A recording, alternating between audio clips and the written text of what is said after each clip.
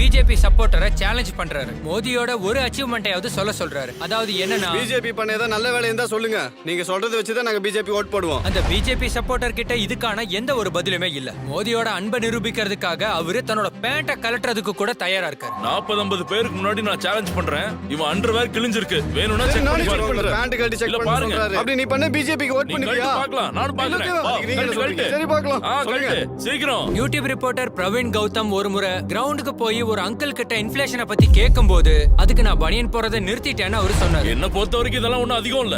இப்ப நான் 10 வருஷமா பனியனே போடுறதுல பாருங்க. பெட்ரோல் விலைவாசியை பத்தி கேட்கும்போது அவர் என்ன சொல்றாருன்னா, மக்கள் மோட்டார் வாகனத்துல போக கூடாது, சைக்கிள்ல போகணும்னு சொல்றாரு. அப்ப பொதுமக்கள் பைக்ல போக கூடாதா?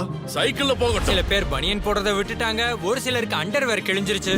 மக்களுக்கு தெரியும் டெமோக்ரஸி ஆபத்துல இருக்குன்னு. ஆனாலும் சில பேருக்கு தங்களோட ஓட்டை மாத்திக்கிறதுல விருப்பமே கிடையாது. அப்பவும் ஓட் மோடிக்கு தான் போடுவாங்க. மோடி சப்போர்ட்டர் என்ன சொல்றாருன்னு பாருங்க.